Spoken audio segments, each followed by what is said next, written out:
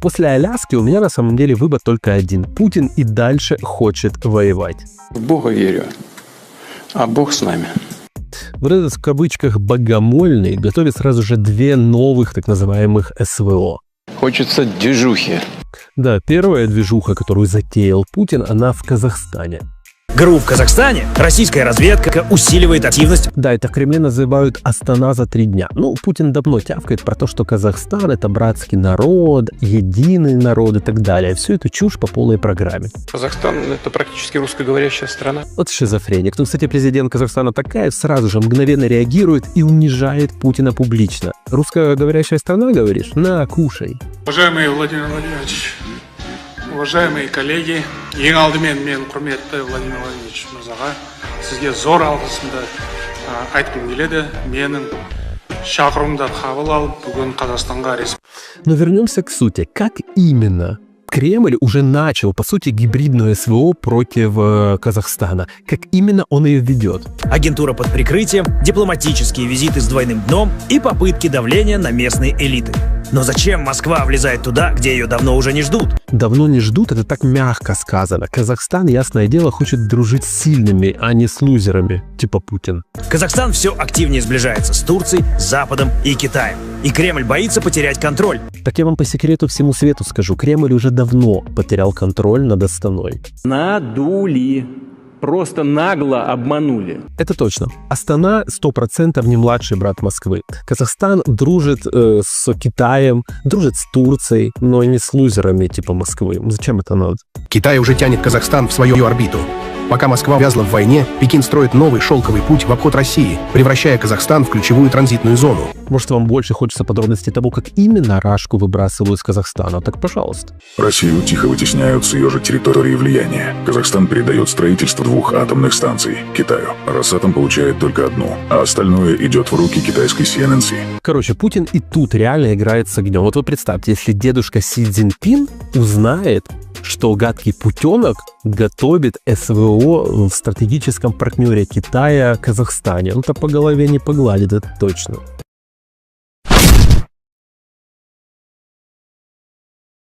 Кстати, лидер Казахстана Токаев, вы же помните, любитель бить Путина. И делает он это публично и не только на словах. По всей видимости, этот принцип будет применен и в отношении квазигосударственных территорий, коими, на наш взгляд, являются Луганск и Донецк. Вот смотрите, Казахстан обогнал рашку по доходам. Пока Россия утопает в нищете, Казахстан реально делает деньги. Казахстан обогнал Россию по доходам. Впервые в истории. ВВП на душу населения в Казахстане выше, чем в России. Когда Москва тратит миллиарды на войну, Астана вкладывает в экономику. Соседи идут вперед, пока великая держава тонет в кризисе. Ну вы поняли, если у Путина хватит мозга реально начать войну против Казахстана, его просто-напросто размажут. Мы в чужой двор не лезем. Лезете, еще и как.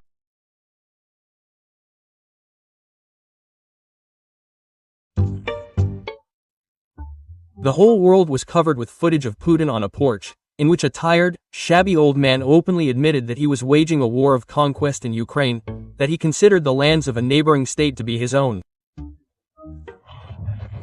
They would all slowly gnaw it all off, seize it, and then go on to win it back. They would return it. Well, that's right, that's right, that's right. The last of the state leaders who openly admitted to aggressive actions was Adolf Hitler. And, by the way, in the 4th year of the war, the Austrian artist also looked like a haggard, decrepit old man, although he started the war with Bravo and Zadorno.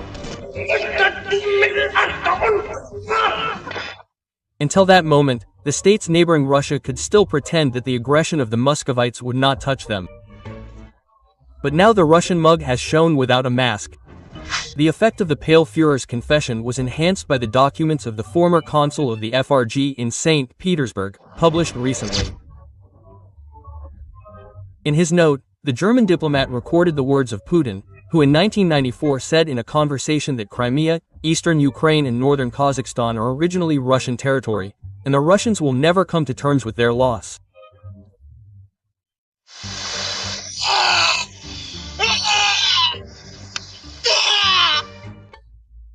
Moth was then carrying a suitcase for the mayor of St. Petersburg Sobchak, but it turns out that he was already hatching plans for aggression and began to implement them 20 years later. He annexed Crimea and unleashed a war against Ukraine. Is there any doubt that Kazakhstan is next? No, it is obvious that if the orcs had managed to quickly defeat the Ukrainians, the war would have immediately spread to the Kazakh steppes. Moreover, propaganda has formulated a mythology against Astana exactly like against Kyiv. Judge for yourself. Kazakhstan, like Ukraine, was captured before the empire in the 15th century. Kazakhstan also received its current borders as part of the Union. For the Russians, it was also invented by the bald guy from the armored car. Who created it? Vladimir Ilyich Lenin, when he created the Soviet Union.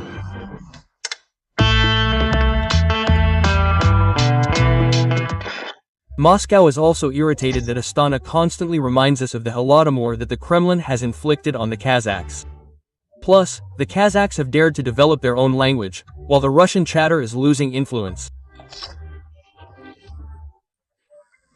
There is some languor about northern Kazakhstan, where they are actively getting rid of Russian names and changing them to Kazakh ones, even in Russian cities.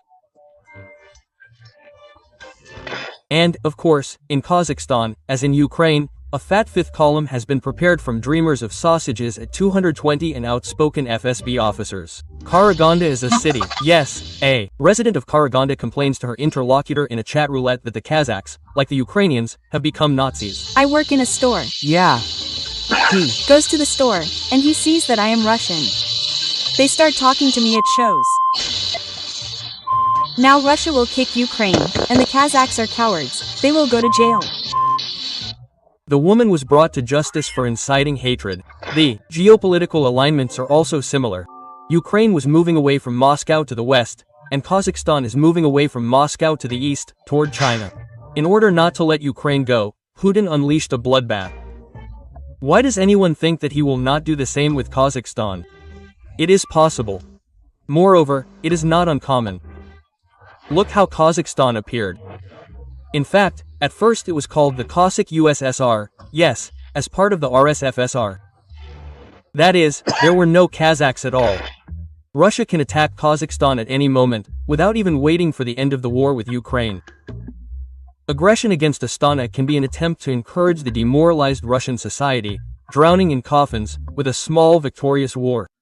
Well, listen, let's still pay attention to the fact that the next problem is Kazakhstan, because the same, excuse me, Nazi trials can begin there now in Ukraine. We have borders there and there is a lot of Russian territory there, excuse me, Semipalatinsk is there and by the way, the nuclear fuel for our entire Rosatom is also there. If there are reasons, there will be a reason. And Putin voiced his reasons, not being Sobchak's servant, but the president of Russia. In 2020, Putin, in his schizophrenic manner, once again repeated his claims to all his neighbors, including Kazakhstan. The balding geostrategist said that the countries that left the USSR took with them the original Russian territories. There, decisions were made so voluntaristically about the formation of nations. For example, the Uzbeks never existed before the revolution. There was no such ethnic name. They took it, created Uzbeks from several Central Asian peoples. The same thing was created. Well, who are the Azerbaijanis? There is no such nationality as Azerbaijan. Then, in 2020, this statement by Putin caused a real stir in Kazakhstan. The reaction was extremely harsh. A group of retired generals of the Kazakh Special Services sharply responded to the occupiers. Putin was advised not to dream of an empire. The train has left and there is no point in delving into history, because if you look into the past, it becomes obvious that it is Russia that occupies the original Kazakh lands. The generals recalled the golden horde of the Turkic peoples living from the Volga to the Far East. The Golden Horde was a medieval Turkic state on the lands of Central Eurasia. It was ruled by a dynasty that was started by one of the sons of Genghis Khan, Hochi. The Jochids won a high position among the ruling dynasty of the Mongol Empire. A third of all the trophies obtained in all wars belonged to this family. They also reminded Putin of Orenburg, which was the first capital of Kazakhstan. The Kazakhs demonstrated that they are ready to resist and that no one is waiting for Russians there. In general, the language patrol in the city of Aktau began to demand service in Kazakh from one of the women. Her answer was no less provocative. You spit on the ground. I'm walking along, and yours spat at my feet. Not ours. You don't like Russians. What did we do to you? We built you a city, and if it weren't for us, you wouldn't be here. The most important thing is that Kazakhstan made it clear that two people can play the game of historical justice.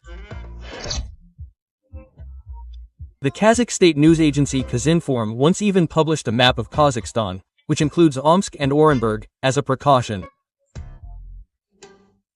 And don't forget about Tyumen. Translated from Kazakh, the city's name means lowland. Oops. How did Kazakh toponyms end up in the oil region of Russia? Are these really original Kazakh lands? Tyumen is Tyumen.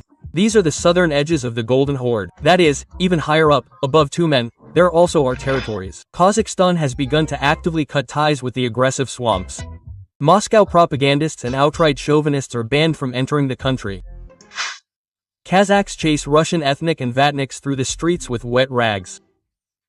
It has become obvious that all those who advocate the Russian world in Kazakhstan are potential collaborators.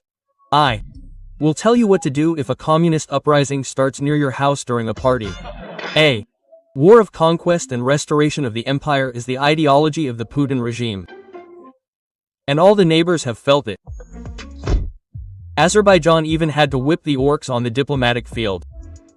And they do not stop in Baku. There they openly troll the pseudo-empire and press on its main sore points. In liberated Karabakh, Azerbaijanis tore down a monument to Ivazovsky, which caused quite an explosion in the swamps. Vatniks consider him a Russian painter, although in fact he is an ethnic Armenian, Avanes Avajan. And one can understand why Azerbaijan removed a monument to an Armenian after the war with Armenia. But how can Russian chauvinists know this? For them, all Russians are those who lived in the empire. The propagandists from Stas added fuel to the fire. They wrote that the Azerbaijani authorities demolished the monument to Stepana Kurte. And this outraged Baku, because the Azerbaijani name of the city is Kankindi. In response to this, the Azerbaijani Foreign Ministry demanded an apology from the publication, and Baku suggested using historical names for Russian cities. Königsberg instead of Kaliningrad, Renbur instead of Orenburg, Sarisu instead of Volgograd, Solzhenitsyn instead of Grozny, Tehara instead of Yuzhno-Sakhalinsk. Kurgan is not Kurgan, but a mound. Not Saratov, but Saratov. No, Astrakhan, Astrakhan. Not Omsk, but Omby. That is, all these territories, which are approximately 500-600 kilometers from the current territory of Kazakhstan to the north, were primordially Kakh lands. Azerbaijani media quickly picked up the trend and began to name Russian toponyms within the framework of historical justice. Both Kazakhstan and Azerbaijan have begun to prepare to confront the mad gas station. Are concluding new economic and military alliances. A plan for military cooperation between Kazakhstan and Britain for the 25th to 26th year was signed in London. Under the new agreement, Kazakh troops will undergo training in Foggy Albion. Another successful multi-move for the crazy Russian Führer.